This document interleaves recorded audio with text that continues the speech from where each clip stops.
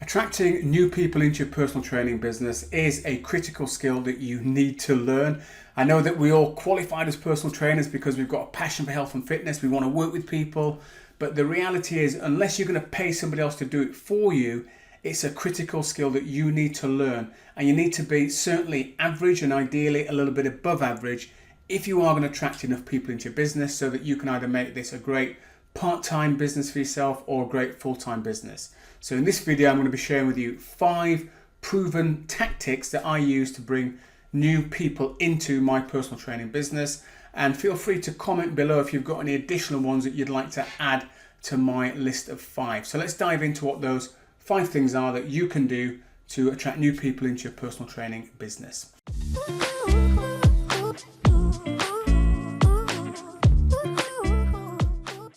Okay, so number 1 is email marketing, and this is so undervalued by people. You know, there's this mindset that nobody opens up emails, but it's the one digital platform that you have complete control over.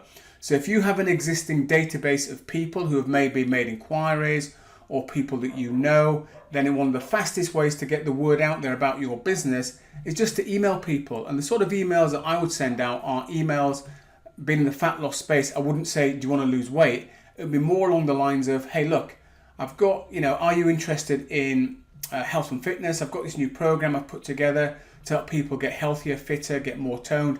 If you know of anyone that you think might be interested in this, then please forward this email to them. And if indeed you are interested yourself, feel free to get back to me. So a simple email, not too wordy, very, very simple, and it's an invitation. So initially, you're asking them if they know anybody, so you take the pressure off of them, but you also weave in if they're interested themselves. Hey, feel free to get back to me. And it's one of the quickest ways of actually connecting with people. Now, the chances are when you do this, you're not going to get a massive response. That's just the reality.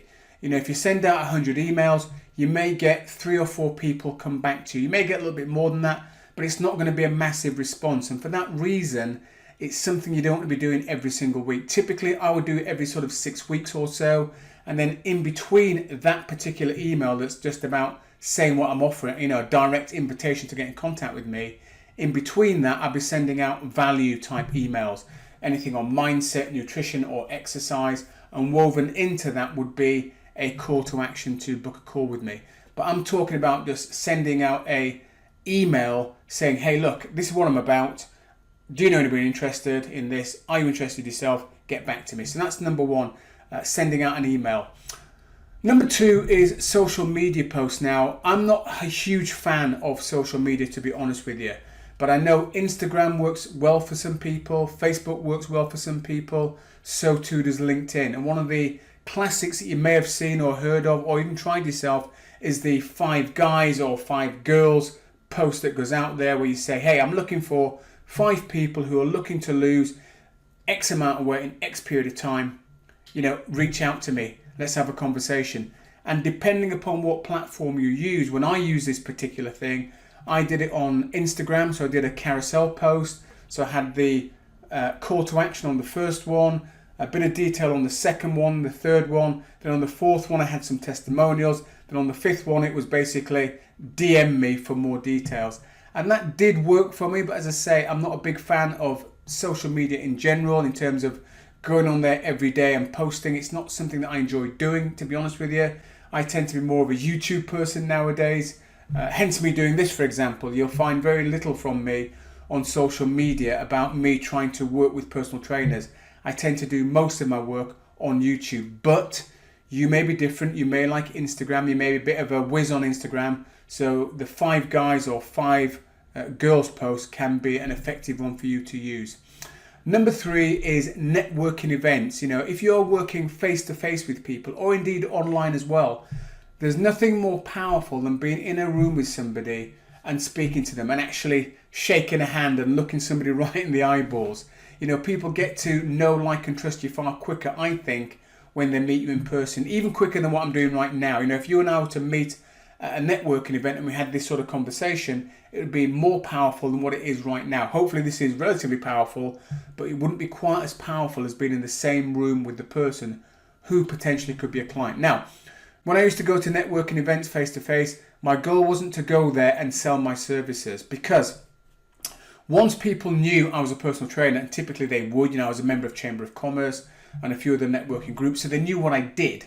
So pointless me going in there just talking about personal training, because they already associate things like weight loss, fitness, getting more toned with a personal trainer. So we've already got that dialed in. They already know that. In the same way, if you mention chiropractor, people automatically think, oh, chiropractor must be here to work on our backs. That's what they do. They crack backs. So we have that real estate already occupied in people's minds about what we do.